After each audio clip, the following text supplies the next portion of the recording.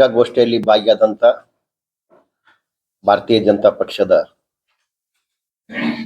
ಪ್ರಧಾನ ಕಾರ್ಯದರ್ಶಿ ಈರಣ್ಣ ಅವರಿಗೆ ನಮಸ್ಕರಿಸಿ, ಅದೇ ರೀತಿ ನಮ್ಮ ಮಾಧ್ಯಮ ವಿಜು ಜೋಶಿ ಅವರು ನಮಸ್ಕರಿಸಿ, ಅದೇ ರೀತಿ ಈ ಮಾಧ್ಯಮ ಮಿತ್ರರಿಗೆ ನಮಸ್ಕರಿಸಿ, ಇವತ್ತು ಪತ್ರಿಕಾಗೋಷ್ಠಿಯನ್ನು ಕರೆದ ಉದ್ದೇಶ ಕಳೆದ 9ನೇ ತಾರೀಕಿನ ದಿನ ಬಿಜಾಪುರದಲ್ಲಿ ವೀರರಾಣಿ ಚೆನ್ನಮ್ಮನ ಮೂರ್ತಿ ಅನಾವರಣ ಒಂದು ಕಾರ್ಯಕ್ರಮ ನಡೆಯಿತು. ಆ ಕಾರ್ಯಕ್ರಮ ಜಾತ್ಯತೀತವಾಗಿ ಪಕ್ಷಾತೀತವಾಗಿ ಬಹಳ ವ್ಯವಸ್ಥಿತವಾಗಿ ನಡೀತಿ. ನಾನು ಕೂಡ ಸಂತೋಷವನ್ನು ಪಡ್ತಾ ಇದ್ದೀವಿ, ಭಾರತೀಯ ಜನತಾ ಪಕ್ಷ ಕೂಡ. ಯಾಕಂದ್ರೆ ಭಾರತೀಯ ಜನತಾ ಪಕ್ಷದ ಬಹಳಷ್ಟು ಹಿರಿಯರು ಕೂಡ ಆ ಕಾರ್ಯಕ್ರಮದಲ್ಲಿ ಭಾಗಿಯಾಗಿದ್ರು. ಆ ಮೂರ್ತಿಯನ್ನ ಕೊಡ್ಲಿಕ್ಕೂ ಕೂಡ ಸಾಕಷ್ಟು ಅಲ್ಲಿ ಭಾರತೀಯ ಜನತಾ ಪಕ್ಷದ ಕೊಡುಗೆ ಕೂಡ ಇತ್ತು. ಒಟ್ಟಾಗಿ ಅದು ಕಾರ್ಯಕ್ರಮ ಯಶಸ್ವಿಯಾಗಿದೆ, ಬಹಳ ಸಂತೋಷ ವಿಷಯ. ಅದ್ರ ಜೊತೆಗೆ ನಮ್ಮ ರಾಜ್ಯದ ಮುಖ್ಯಮಂತ್ರಿಗಳು ಸನ್ಮಾನ್ಯ ಶ್ರೀ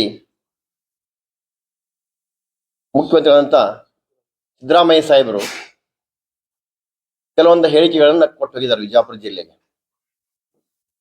ಮುಖ್ಯವಾಗಿ ಅವ್ರು ಹೇಳಿದ್ದು ಬಿಜಾಪುರ ಜಿಲ್ಲೆಗೆ ಸರ್ಕಾರಿ ವೈದ್ಯ ಕಾಲೇಜ್ ಬಗ್ಗೆ ಮಾತನಾಡ್ತಾರೆ. ಹಾವೇರಿ ನಡೆದಂತ ಒಂದು ಸಮಾರಂಭದಲ್ಲಿ ಶಾಸಕರಾದಂತ ಸಚಿವರಾದಂತ ಶಿವಾನಂದ ಪಾಲ್ರ ಮುಂದೆ ಹೇಳ್ತಕ್ಕಂತ ಹೇಳಿಕೆಗೂ ಬಿಜಾಪುರಲ್ಲಿ ಬಂದ ಹೇಳಿಕೆಗೂ ಸ್ಪಷ್ಟತೆ ಇಲ್ಲ. ಅಲ್ಲಿ ಹೇಳಿಕೆ ಇಲ್ಲಿ ಬಂದು ಮಾಯ ಆಗಿತ್ತು. ಅವ್ರು ಏನ್ ಹೇಳಿದ್ರು ಅಂದ್ರ, ಬಿಜಾಪುರಕ್ಕೆ ಮುಂದಿನ ದಿನಮಾನಗಳಲ್ಲಿ ವೈದ್ಯ ಕಾಲೇಜ್ ಮಾಡೋಣ ಅಂತಕ್ಕಂಥ ಹೇಳಿಕೆ ಕೊಟ್ಟರು.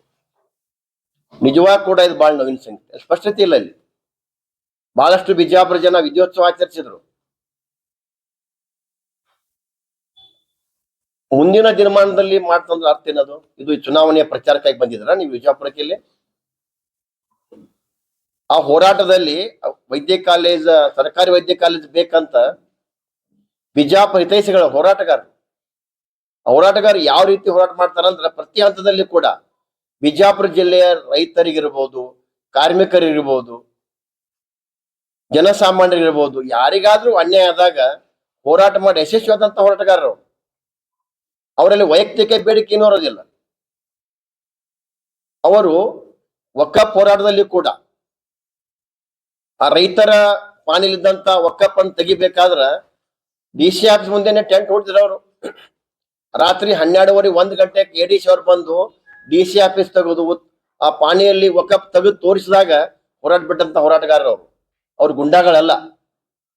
ಇವತ್ತು ಮಾನ್ಯ ಮುಖ್ಯಮಂತ್ರಿಗಳು ವಿಜಯಪುರಕ್ಕೆ ಬರ್ತೀರಂದ್ರ ಅದು ವಿಶೇಷವಾಗಿ ವೀರರಾಣಿ ಕಿತ್ತೂರ ಚೆನ್ನಮ್ಮನ ಮೂರ್ತಿ ಅನಾವರಣಕ್ಕೆ ಬರ್ತೀರಂದ್ರ ಆ ತಾಯಿ, ಆ ದೇವತೆ ತನ್ನ ಹೋರಾಟದ ಮೂಲಕ ಬ್ರಿಟಿಷರಿಗೆ ಸಿಂಹ ಸ್ವಪ್ನ ಆಗಿದ್ಲು. ಹೋರಾಟಕ್ಕೆ ನ್ಯಾಯ ಕೊಟ್ಟವರು ಅವರು. ಆ ಸಂದರ್ಭದಲ್ಲಿ ನೀವು ಮುಖ್ಯಮಂತ್ರಿ ಬಂದವರು ಆ ಹೋರಾಟಗಾರ ಬಗ್ಗೆ ಒಳ್ಳೆಯ ಮಾತನಾಡಿದ್ರಂದ್ರ, ಅವರಿಗೆ ನ್ಯಾಯ ಕೊಟ್ಟಿದ್ರಂದ್ರ ನಿಮ್ಗೊಂದು ಹೆಸರು ಬರ್ತಿತ್ತು. ಇಲ್ಲಿಬ್ಬರು ಸಚಿವರು ಇದ್ದೀರಿ, 5 ಮಂದಿ ಕಾಂಗ್ರೆಸ್ ಶಾಸಕರಿಗೆ ಏನ್ ಮಾಡಾಕತ್ತೀರಿ ನೀವು? ಬಿಜಾಪುರ ಜಿಲ್ಲೆಯ ಜನರ ಮತವನ್ನ ಪಡೆದು ನೀವು ಆರಿಸಿ ಬಂದಿಲ್ಲ, MLA ಆಗಿಲ್ಲ, ಮಂತ್ರಿ ಆಗಿಲ್ಲ ಅಂದ್ರೆ ಬಿಜಾಪುರ ಜನತೆಯ ಬಗ್ಗೆ ನಿಮಗೆ ಕಳಕಳಿ ಇಲ್ಲನು? ಇವತ್ತು ಬಹಳ ನೋವಿನ ಸಂಗತಿ ಅದ. ಆ ಹೋರಾಟಗಾರರ ಬಗ್ಗೆ ಕಿಂಚಿತ್ತು ಅವರಿಗೆ ಗೌರವ ಇಲ್ಲ. ಅವರ ಬಗ್ಗೆ ಆದಂತ ಅನ್ಯಾಯದ ಬಗ್ಗೆ ಅವರು ಚರ್ಚೆ ಮಾಡ್ತಾ ಇಲ್ಲ. ನಾನು ಕೂಡ ಮೊದಲ ಪ್ರಶ್ನೆ ಹೇಳಿದ್ದೆ ನಮ್ಮ ಬಿಜಾಪುರ ಉಸ್ತುವಾರಿ ಮಂತ್ರಿಗಳಿಗೆ, MB ಪಾಟೀಲ್ ಸಾಹೇಬ್ರು ಹೇಳಿದ್ದೆ ನಾನು, ನೀವು 9ನೇ ತಾರೀಕಿಗೆ ಮುಖ್ಯಮಂತ್ರಿ ಬರುವಂತ ಸಂದರ್ಭದಲ್ಲಿ ಅವರಿಗೆ ನೀವು ಆ ಟೆಂಟ್ಗೆ ಬಂದು ಅವ್ರಿಗೆ ನ್ಯಾಯ ಕೊಡಬೇಕು ಅಂತ ಹೇಳಿದಾಗ ಅದನ್ನ ರಾತಾರಾತ್ರಿ ಹೆಡ್ ಕಿತ್ತು ಹೋಗಿದ್ರಿ. ಹೋರಾಟಗಾರರಿಗೆ ಹತ್ತಿಕ್ತ ಕೆಲಸ ಮಾಡಿಸಿದ್ರಿ. ಇವತ್ತು ನಾವು ಕೂಡ ಭಾರತೀಯ ಜನತಾ ಪಕ್ಷ ಇದು ರಾಜಕೀಯ ಆಗ್ಬಾರ್ದು, ಬಹಳ ದೂರ ಇದ್ದು ನಾವು. ಆದ್ರೆ ಇವತ್ತು ಹೋರಾಟಗಾರರ ಬಗ್ಗೆ ನಮಗೆ ಬಹಳ ನೋವಿದೆ.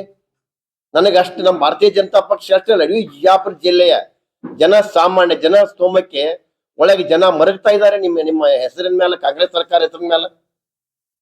ಅವರಿಗೆ ಬಿಡುಗಡೆ ಮಾಡ್ತಕ್ಕಂತ ಅವ್ರ ಬಗ್ಗೆ ಒಳ್ಳೆ ಮಾತುಗಳಾಡ್ತಕ್ಕಂತ ಒಂದು ಮಾತು ಕೂಡ ಕಾಂಗ್ರೆಸ್ ಸರ್ಕಾರದಲ್ಲಿ ಬರ್ತಾ ಇಲ್ಲ. ಆದ್ದರಿಂದ ನಾವಿವತ್ತು ಸ್ಪಷ್ಟ ನಿಲುವು ಭಾರತೀಯ ಜನತಾ ಪಕ್ಷ ಆ ಹೋರಾಟಗಾರರ ಪರ, ಮೊದಲು ಹೋರಾಟಗಾರರ ಪರ ನ್ಯಾಯ ಕೊಡ್ಬೇಕಾಗಿತ್ತು ನಮಗೆ. ಮೆಡಿಕಲ್ ಕಾಲೇಜ್ 2ನೇ ಭಾಗ ತಗೊಂಡಿರೋದು ನಾವೀಗ.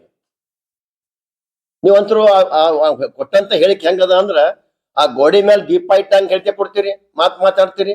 ಇವತ್ತು ಹೋರಾಟಗಾರರಿಗೆ ಸರಿಯಾಗಿ ನ್ಯಾಯ ಕೊಡದೇ ಹೋದ್ರೆ ಅವರಿಗೆ ಅವರ ಹೋರಾಟ ಹತ್ತಿಕ್ಕೆ ತಕ್ಕ ಪ್ರಯತ್ನ ಇದೇ ರೀತಿ ಮುಂದುವರಿಸಿದ್ರೆ ಇವತ್ತು ನಾವು ನಮ್ಮ ಭಾರತೀಯ ಜನತಾ ಪಕ್ಷ ಬೂತ್ ಮಟ್ಟದಿಂದ ಪ್ರತಿ ಮತಕ್ಷೇತ್ರದಲ್ಲಿ ಬೂತ್ ಮಟ್ಟದ ಹೋರಾಟಗಾರ, ನಮ್ಮ ಬೂತ್ ಮಟ್ಟದ ಭಾರತೀಯ ಜನತಾ ಪಕ್ಷದ ಕಾರ್ಯಕರ್ತರಿಂದ ನಾವು ಹೋರಾಟ ಹಮ್ಮಿಕೊಳ್ತಕ್ಕಂತ ಒಂದು ಎಚ್ಚರಿಕೆಯನ್ನು ಕೂಡ ಈ ಸರ್ಕಾರಕ್ಕೆ ಮತ್ತು ಸಚಿವರಿಗೆ ಮತ್ತು ಕಾಂಗ್ರೆಸ್ ಶಾಸಕರಿಗೆ ಕೊಡಕ್ಕೆ ಇಚ್ಛೆ ಪಡ್ತೀನಿ.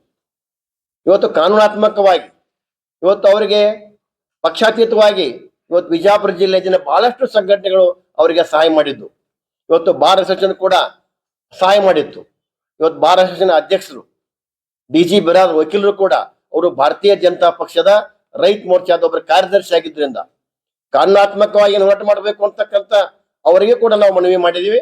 ಅವರು ಕಾನೂನಾತ್ಮಕವಾಗಿ ಹೋರಾಟಗಾರರನ್ನ ಯಾವ ರೀತಿ ಅವರನ್ನ ಹೊರಗೆ ತರಬೇಕು, ಅವರನ್ನ ಮತ್ತೆ ಮುಂದಿನ ಬಿಜಾಪುರ ಜಿಲ್ಲೆಯ ಸಮಸ್ಯೆಗಳಿಗೆ ಹೋರಾಟಕ್ಕೆ ಶಕ್ತಿ ತುಂಬಬೇಕಂತ ಕೆಲಸ ನ್ಯಾಯಯುತವಾಗಿ ಭಾರತ ಮಾಡ್ತಾ ಇದ್ದಾರೆ.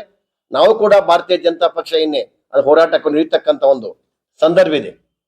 ಒಟ್ಟಾರೆ ಕಾಂಗ್ರೆಸ್ ಸರ್ಕಾರ ಇವತ್ತು ಏನ್ ಹೇಳ್ತದೆ ಗೊತ್ತಾಗ್ತಾ ಇಲ್ಲ. ಇವತ್ತು ಇನ್ನೊಂದು ವಿಷಯ, ಬಿಜಾಪುರ ಶಾಸಕರು ಬಸನಗೌಡ ಪಾಟೀಲ್ ಕೂಡ ಈ ಜನಸ್ಪಂದನೆ ಹೆಚ್ಚಾಗ್ಯದ. ಅವ್ರಿಗೊಂದು ಫ್ಲೈಓವರ್ ಕೇಳಿದಾಗ ಕೂಡ ಸಾಕಷ್ಟು ಭಾರತೀಯ ಜನತಾ ಪಕ್ಷ ಸರ್ಕಾರ ಇದ್ದಾಗ, BS ಯಡಿಯೂರಪ್ಪನ ಮುಖ್ಯಮಂತ್ರಿ ಇದ್ದಾಗ ನಗರ ಶಾಸಕರಿಗೆ ಸಾಕಷ್ಟು ಅನುದಾನ ಕೊಟ್ರು. ಆ ದುರ್ದೈವ ಇವತ್ತು ನಗರ ಶಾಸಕರ ಪರಿಸ್ಥಿತಿ ಕೂಡ ನೋಡಿದಾಗ ನಮಗೆ ನೋವಾಯ್ತು. ನಿನ್ನೆ ಅವರ ಕೇಳಿದಂತ ಒಂದು ಬೇಡಿಕೆ ಕೂಡ ಮುಖ್ಯಮಂತ್ರಿ ಕೊಟ್ಟಂತ ಉತ್ತರ ಅದು ಅತಂತ್ರ ಇತ್ತು, ಅದು ಪರಿಪೂರ್ಣ ಇಲ್ಲ. ಈಗ ಬರ್ತಕ್ಕಂತ ಬಜೆಟ್ ನಲ್ಲಿ ಈ ಸರ್ಕಾರಿ ವೈದ್ಯ ಕಾಲೇಜು ಮತ್ತು ಈ ಫ್ಲೈಓವರ್ ಬಗ್ಗೆ ಅದಕ್ಕೆ ನಾನು ಅನುಮೋದನೆ ಕೊಡ್ತೀನಿ ಅಂತಕ್ಕಂಥದ್ದು, ಅದಕ್ಕೆ ನಾನು ಬಜೆಟ್ ಇಡ್ತೀನಿ ಅಂತಕ್ಕಂಥ ಸ್ಪಷ್ಟ ಮಾತನೇ ಇಲ್ಲ ಅದರಲ್ಲಿ. ಈ ರೀತಿ ಒಟ್ಟಾಗಿ ಕಾಂಗ್ರೆಸ್ ಸರ್ಕಾರ ಬಡವರ ಬಗ್ಗೆ ಕಳಕಳಿ ಇಲ್ಲ. ಇವತ್ತು ಹಿಂದೂಗಳ ಬಗ್ಗೆ ಕೂಡ ಬಹಳ ಒರಟು ನೀತಿಯಿಂದ ವರ್ತಿಸ್ತಾ ಇದೆ. ಇವತ್ತು ಆ PPP ಹೊಡೆದಲ್ಲಿ ಸ್ವಾಮಿಗಳಿಗೆ ಆದಂತ ಅನ್ಯಾಯ ನೋಡಿದಾಗ ಬಹಳ ನೋವಾಗ್ತೈತಿ. ಆದ್ರೆ ಅವ್ರು ಕೇಳ್ತಾರ ಕಪಾಳ ಮೋಕ್ಷ ಮಾಡಿ ಸರಿನಾ ಅಂತಕ್ಕಂಥದ್ದು. ಕಪಾಳ ಮೋಕ್ಷ ಮಾಡಿ ಸರಿಯಲ್ಲ. ಯಾಕಂದ್ರೆ ಪೊಲೀಸ್ ಇರ್ಬೋದು ಅಥವಾ ಬಿನ್ ರೆಸ್ಲಿ ಇರ್ಬೋದು, ಕಪಾಳ ಮೋಕ್ಷ ಮಾಡಿ ತಪ್ಪಿರ್ಬೋದು. ಆದ್ರ ಬಂದಂತ ಪೊಲೀಸ್ ಅಧಿಕಾರಿಗಳು ಬಿನ್ ರೆಸ್ಟ್ ಬಂದು ಕೂಡ ತಪ್ಪಿಲ್ಲ. ಈ ರೀತಿ ಬಿನ್ ರೆಸ್ಟ್ ಬಂದು ಅವ್ರಿಗೆ ಯಾಕೆ ಅವ್ರಿಗೆ ಕಪಾಳ ಮೋಕ್ಷ ಮಾಡ್ತಕ್ಕ ಸನ್ನಿವೇಶ ಕ್ರಿಯೇಟ್ ಆಗ್ತಕ್ಕಂಥದ್ದು ಅದು ನಮಗ್ ಗೊತ್ತಿಲ್ಲ. ಅವರು ಗುರುಗಳು ಹೊರಗೆ ಬಂದ ತಕ್ಷಣ ಅವರು ತಮಗೆ ಅದನ್ನ ವಿಷಯವನ್ನ ಕ್ಲಿಯರ್ ಮಾಡ್ತಾ ಇದ್ದಾರೆ. ಕಣಿಯರ್ ಗುರುಗಳಿಗೆ ಕೂಡ ಯಾವ ರೀತಿ ನೀವು ಅನ್ಯಾಯ ಮಾಡಿದ್ರಿ? ಕಣಿಯರ್ ಗುರುಗಳಿಗೆ ನಾನು ಒಂದು ಸಣ್ಣ ಎಕ್ಸಾಂಪಲ್ ಹೇಳ್ತೀನಿ. ಇಬ್ರು ಸಹೋದರರು, ಅಗರ್ಭ ಶ್ರೀಮಂತ ಸಹೋದರರು, ಬಹಳಷ್ಟು ಒಳ್ಳೆಯ ವ್ಯಾಪಾರಿಗಳಾಗಿದ್ರು. ಆ ಸಹೋದರಿಬ್ಬರು ಮದುವೆ ಆಗ್ಬೇಕಂತ ಒಂದು ನಿರ್ಣಯ ಮಾಡಿ ಒಂದು ಡಿಸಿಷನ್ಗೆ ಬಂದ್ರು.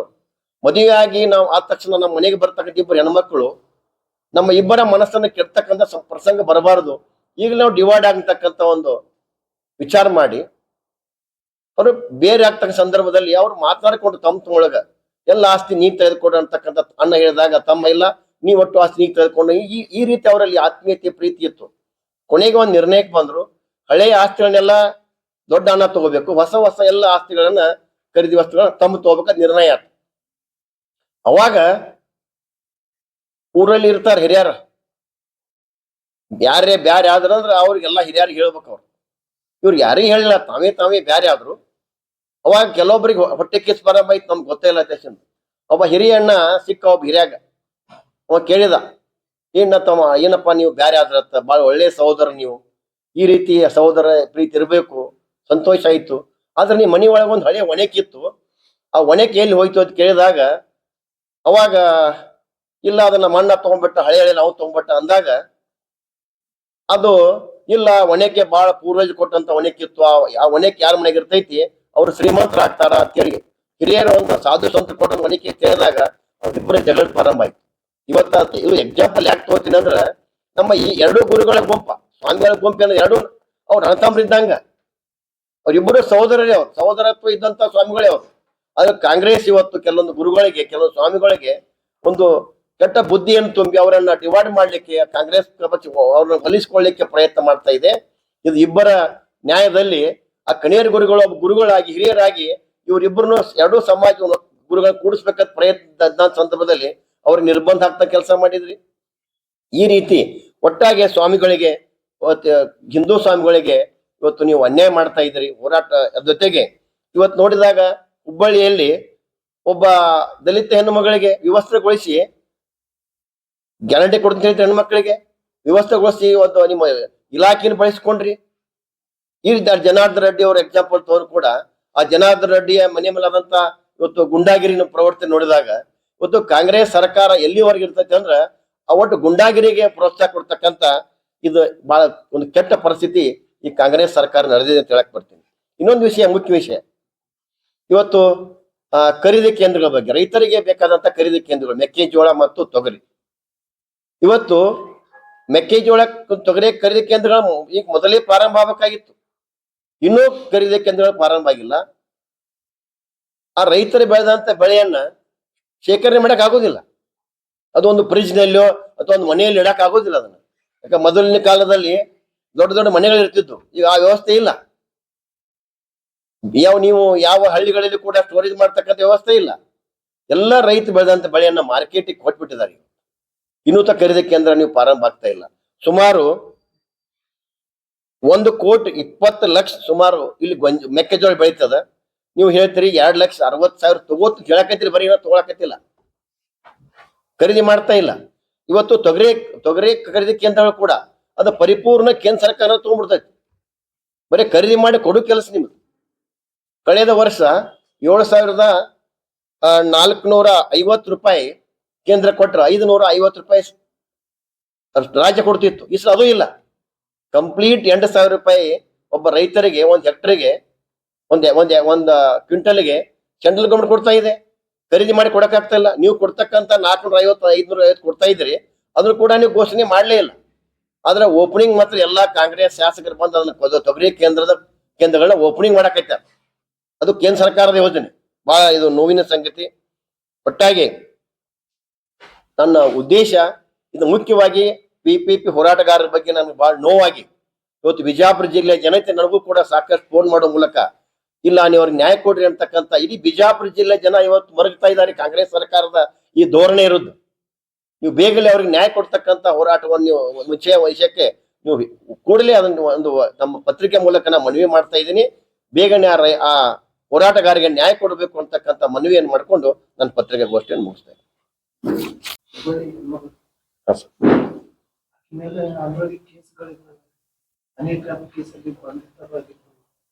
ಸರ್, ಹನಿ ಟ್ರ್ಯಾಪ್ ಕೇಸ್ ನಲ್ಲಿ ಇದ್ರೆ ಕೇಸ್ ಇರ್ಲಿ. ಇಲ್ಲ ನೋಡ್ರಿ, ಅದ್ರ ನಾನು ಹೇಳೋದು ಹೆಣ್ಮಗಳ ವ್ಯವಸ್ಥೆಗೊಳಿಸೋದನ್ರಿ, ಅದಕ್ಕೆ ಬೇರೆ ರೂಪ ಇರೋದಿಲ್ಲ. ಯಾರು ಸ್ಪಷ್ಟಪಡಿಸಿದ್ದಾರೆ?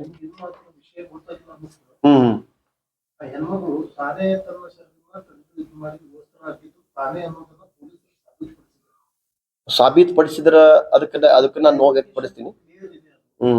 ಆಮೇಲೆ ಹೆಣ್ಮಕ್ಳ ಹಿನ್ನೆಲೆ ಕೂಡ ಸರ್ ಅವೆಲ್ಲ ಕೋರ್ಟ್ ನಲ್ಲಿ ಕೇಸ್ ಇರ್ತದ, ನಡೀತಿರ್ತದ. ಅವತ್ತು ಆ ರೀತಿ ಅವ್ರು ನಡೆದಾಡ್ತಕ್ಕಂಥದ್ದು, ಜಗ್ಗಾಡ್ತಕ್ಕಂಥದ್ದು, ಪೊಲೀಸರು ಅವರನ್ನ ಮಧ್ಯರಾತ್ರಿಯಲ್ಲಿ ಕರ್ಕೊಂಡು ಹೋಗ್ತಕ್ಕಂಥ ಇದು ಯಾವ ನ್ಯಾಯ ಸರ್? ಇದು ಯಾವ ನ್ಯಾಯ? PPP ಹೋರಾಟಗಾರರ ಈಗ ಅನೌನ್ಸ್ ಆಗಿದೆ, ಹಾವೇರಿಯಲ್ಲಿ ಅನೌನ್ಸ್ ಆಗಿದೆ, ಬಿಜಾಪುರದಲ್ಲಿ ಅನೌನ್ಸ್ ಮಾಡಿದ್ರೆ ಇದನ್ನ ಮತ್ತೆ ಏನೊಂದು ಅಲ್ಲ ಸರ್, PPP ಹೋರಾಟಗಾರರು ಅನೌನ್ಸ್ ಹಾವೇರಿಯಲ್ಲಿ ಯಾವ ರೀತಿ ಅವತ್ತು ಅದನ್ನ ಶಂಕುಸ್ಥಾಪನೆ ಮಾಡಿದ್ರು? ಸರ್ಕಾರದ ಮುಖ್ಯಮಂತ್ರಿಗಳು ಹೇಳಿದಾರಲ್ಲ ಅಧಿಕೃತವಾಗಿ, ಮತ್ತೆ ಇನ್ಯಾಂಗ್ ಬೇಕು ಹೇಳಿ? ಅಲ್ಲ, ಅಧಿಕೃತವಾಗಿ ಏನ್ ಹೇಳಿದಾರೆ ಸರ್? ಮುಂದಿನ ದಿನಮಾನದಲ್ಲಿ ಹೇಳ್ತಾ ಇದಾರೆ ಅವರು. ಮುಂದಿನ ದಿನಮಾನ ಅಂದ್ರೆ ಯಾವಾಗ? ಯಾವಾಗಾರ ಆಗ್ಬೋದು ಮುಂದಿನ ಯಾವಾಗಂದ್ರೆ ನೀವು ಇರೋದಿಲ್ಲ, ಸ್ವಲ್ಪ ದಿವಸ ಹೋಗ್ತಾ ಇದ್ರಿ ಈಗ ಮನೆಗೆ ಹೊಂಟಿದ್ರಿ. ಈಗ ಮನೆಗೆ ಹೋಗುದ್ರಾಗ ನೀವು ಈಗ ಮಾಡಿದ್ರೆ ನಿಮ್ಗೊಂದು ಈ ಕೊನೆ ಹಂತದಲ್ಲಿ ಇವತ್ತು ಮುಖ್ಯಮಂತ್ರಿ ಕೊನೆ ಹಂತದಲ್ಲಿ ಇದ್ರಿ ನೀವು. ಮುಂದೆ ನಿಮ್ಗೆ ಅವಕಾಶ ಸಿಗತ್ತೆ ಗೊತ್ತಿಲ್ಲ. ಇಂಥ ಅವಕಾಶದಲ್ಲಿ ಬಿಜಾಪುರ ಜನತೆಗೆ ನೀವು ಈ ಮಟ್ಟಕ್ಕೆ ಬರಬೇಕಾದ್ರೆ ಮುಖ್ಯಮಂತ್ರಿಗಳು ಇವತ್ತು ರಾಜ್ಯದ ಮುಖ್ಯಮಂತ್ರಿ ಆಗ್ಬೇಕಾರ ಬಿಜಾಪುರ ಜಿಲ್ಲೆ ಜನತೆ ಅವ್ರಿಗೆ ಕೊಡಿಕೆ ಕೊಟ್ಟಿದ್ದಾರೆ. ಆ ಬಿಜಾಪುರ ಜಿಲ್ಲೆ ಜನತೆಗೆ ನೀವು ನಿನ್ನೆ ಬಂದಂತ ಕಾರ್ಯಕ್ರಮದಲ್ಲಿ ನೀವು ಮೋಸದ ಮಾತುಗಳನ್ನ ಆಡೋಗಿದ್ದೀರಿ. ಅಲ್ಲಿ ಕ್ಲಿಯರ್ ಕಟ್ ಏನೂ ಇಲ್ಲ ಸರ್. ನೋಡ್ರಿ, ನಾವು ಕ್ರೆಡಿಟ್ ತಗೋಬೇಕಾಗಿತ್ತಂದ್ರ ಇವತ್ತು ನಮಗೂ ನೋವಾಗ್ಯದ. ಅವತ್ತು ಹೋರಾಟಕ್ಕೆ ನಾವು ಹೋಗ್ಬೇಕಾಗಿತ್ತು ಅನ್ಸಾತೈತಿ. ಅವ್ರ ಮನೆಗೆ ಉಸ್ತುವಾರಿ ಮಂತ್ರಿ ಮನೆಗೆ ಅವತ್ತು ಅವ್ರು ಹೋಗಿದ್ರಂದ್ರ ನಾವು ಕ್ರೆಡಿಟ್ ತಗೋಬಾರ್ದ ಮೇಲೆ ಹೋಗಿಲ್ಲ. ಅವತ್ತ ನಾವು ಸಾಕಷ್ಟು ಅವ್ರ ವೇದಿಕೆಗೆ ಹೋಗಿದೀವಿ. ವೇದಿಕೆಗೆ ಹೋದಾಗ ನಾವು ಭಾರತೀಯ ಜನತಾ ಧ್ವಜ ತೆಗೆದು ಹೋಗಿದೀವಿ. ಅವತ್ತು ರಾತ್ರಿ ಟೆಂಟ್ ಕೇಳ್ತಕ್ಕಂಥದ್ದು ಏನು ಅವಶ್ಯಕತೆ ಐತಿ ಅವರಿಗೆ? ಅವ್ರೇನು ಗುಂಡಾಗಳ? ಅವ್ರು ಮಾಡಿದ ಸಾಧನೆಗಳನ್ನ ಮತ್ ಅವ್ರು ಹೇಳ್ತಕ್ಕಂಥದ್ದು ಇಲ್ಲ, ಅವ್ರು ಶಿವಾಂತ್ ಪಾಲ್ರಿ ಕುಣಿಸಿದ ಕೆಲವೊಬ್ರು ಹೇಳ್ತಾರ. ಇದೆಲ್ಲ ಹೇಳಿಕೆಗಳ ಇವು ಉತ್ತರ ಇವು. ಅವ್ರು ಯಾರು ಶಿವಾಂತ್ ಪಾಲ್ರಿಗೆ ಸಂಬಂಧ ಇಲ್ಲ, ಯಾರು ಭಾರತೀಯ ಜನತಾ ಪಕ್ಷ ಸಂಬಂಧ ಇಲ್ಲ, ಆ ಕಾಂಗ್ರೆಸ್ ಪಕ್ಷಕ್ಕೆ ಸಂಬಂಧ ಇಲ್ಲ. ಅವ್ರು ನಿರಂತರ ಹೋರಾಟಗಾರರು. ಅವ್ರು ಬಿಜಾಪುರ ಜಿಲ್ಲೆಗೆ ಆ ಟೀಮ್ ಅದು ಬಹಳ ಒಳ್ಳೆಯ ಟೀಮ್ ಅದ. ನಾನು ಬಹಳಷ್ಟು ಅವರನ್ನ ಆ ಗೌರವದಿಂದ ಕಾಣ್ತೀನಿ. ಅವ್ರು ಯಾಕಂದ್ರ ಪ್ರತಿ ಹಂತದಲ್ಲಿಯೂ ಕೂಡ ನ್ಯಾಯ ಕೊಡ್ತಕ್ಕಂಥ ಪ್ರಾಮಾಣಿಕ ಪ್ರಯತ್ನ ಜಿಲ್ಲೆಗೆ ಮಾಡ್ತಾ ಇದಾರೆ ಅವ್ರು. ಈಗ ಅವ್ರ ಮೇಲೆ 109 ಹಾಕಿ ಒಳಗಡೆ ಇದು ಮಾಡಿದ್ರೆ ಅದು ಕಾನೂನಾತ್ಮಕವಾಗಿ ಇರ್ತಕ್ಕಂಥ ಪ್ರಕ್ರಿಯೆ. ಅದಕ್ಕೆ ಟೈಮ್ ಇರ್ತದೆ. ಅದಕ್ಕೆ ನ್ಯಾಯಾಲಯ ಜಾಮೀನು ಕೊಡ್ಬೇಕಾಗತ್ತೆ. ಅದ್ ಕೇಸ್ ಹಿಂದೆ ತಕೋಬೇಕು. ಹೆಂಗೆ ಯಾವ ಸರ್ ನೋಡ್ರಿ, ಕಾನೂನಾತ್ಮಕವಾಗಿ ನಾ ಆಗಲೇ ಹೇಳಿದಾಗೆ ನಮ್ಮ ಬಾರ್ ಅಸೋಸಿಯೇಷನ್ ಅಧ್ಯಕ್ಷರಾದಂತ DG ಬಿರಾದ್ ವಕೀಲರು ಅದೇ ಆದ ದೊಡ್ಡ ಟೀಮ್ ಇದೆ. ಅದು ವಕೀಲರು ಅವ್ರಿಗೆ ಕೂಡ ನೋವಾಗಿದೆ. ಇಡೀ ಬಾರ್ ಅಸೋಸಿಯೇಷನ್ ಕೂಡ ಇವತ್ತು ಈ ಮಾಡಿದಂತ ಕೃತ್ಯ ಬಹಳ ನೋವನ್ನು ತಂದಿದೆ. ಅದು ಯಾಕಂದ್ರೆ ಹಾಕಿದಂತ ಕಲಮ್ ನೋಡಿದಾಗ ಆ ಕಲಮ್ ಅವಕ್ಕೆ ಸಂಬಂಧ ಇಲ್ಲ. ನೀವು ಎಲ್ಲಿ ಎಂತ ಗುಂಡಾಗಳಿಗೆ ನೀವು ಪ್ರಚೋದನೆ ಕೊಡ್ತೀರಿ, ಆದ್ರೆ ಈ ಹೋರಾಟಗಾರರಿಗೆ ನ್ಯಾಯ ಕೊಡ್ತಕ್ಕಂತ ಆ ದೇವರುಗಳ ಬಿಜಾಪುರ ದೇವರುಗಳು ಅವರು. ಆ ದೇವರುಗಳಿಗೆ ಕೊಡ್ತಕ್ಕಂಥ ಶಿಕ್ಷೆ ಏನ್ರಿ ಇದು ನೀವು ಮಾಡ್ತಕ್ಕಂಥದ್ದು? ನಾವು ಉಸ್ತುವಾರಿ ಮಂತ್ರಿಗಳಿಗೆ ಇನ್ನೂ ಕೂಡ ಮನವಿ ಮಾಡ್ತಾ ಇದ್ದೀನಿ, ನೀವು ಈ ವರ್ತನೆಯಿಂದ ಹೊರಗೆ ಬರ್ರಿ, ಬಿಜಾಪುರ ಜಿಲ್ಲೆ ಜನತೆಗೆ ನ್ಯಾಯ ಕೊಡ್ತಕ್ಕ ಕೆಲಸ ಮಾಡ್ರಿ ಅಂತಕ್ಕಂಥ ನಾ ಭಾರತೀಯ ಜನತಾ ಪಕ್ಷದ ಜಿಲ್ಲಾಧ್ಯಕ್ಷನಾಗಿ ಕೂಡ ಅವ್ರನ್ನ ಮನವಿ ಮಾಡ್ತಾ ಇದ್ದೀನಿ. ಮಾಧ್ಯಮದ ಸ್ನೇಹಿತರಿಗೆ ಸಂಕ್ರಮಣ ಹಬ್ಬದ ಶುಭಾಶಯಗಳನ್ನ ಈ ಸಂದರ್ಭದಲ್ಲಿ ಹೇಳಿ ಬಯಸ್ತೇನೆ. ಈ ಒಂದು ಭಾರತೀಯ ಜನತಾ ಪಾರ್ಟಿಯ ಈ ಒಂದು ಪತ್ರಿಕಾಗೋಷ್ಠಿಗೆ ಆಗಮಿಸಿದ ಎಲ್ಲಾ ಮಾಧ್ಯಮದ ಸ್ನೇಹಿತರನ್ನ ನಾನು ಸ್ವಾಗತ ಕೊಡ್ತೇನೆ. ಈ ಪತ್ರಿಕಾಗೋಷ್ಠಿಯಲ್ಲಿ ಭಾರತೀಯ ಜನತಾ ಪಾರ್ಟಿಯ ಜಿಲ್ಲಾಧ್ಯಕ್ಷರಾದ ಗುರುಲಿಂಗಪ್ಪ ಅಂಗಡಿಯವ್ರನ್ನ ನಾನು ಸ್ವಾಗತ ಕೊಡ್ತೇನೆ. ಅದೇ ರೀತಿ ಭಾರತೀಯ ಜನತಾ ಪಾರ್ಟಿಯ ಜಿಲ್ಲೆಯ ಪ್ರಧಾನ ಕಾರ್ಯದರ್ಶಿಗಳಾದ ಕಿರಣ ರಾವ್ ಅವರನ್ನು ನಾನು ಈ ಪತ್ರಿಕಾಗೋಷ್ಠಿಗೆ ಸ್ವಾಗತ ಕೊಡ್ತೇನೆ. ಈ ಪತ್ರಿಕಾಗೋಷ್ಠಿಯನ್ನ ಜಿಲ್ಲಾಧ್ಯಕ್ಷರು ನಡೆಸಿಕೊಡ್ಬೇಕಂತ ಕೇಳ್ಕೊಳ್ತೇನೆ.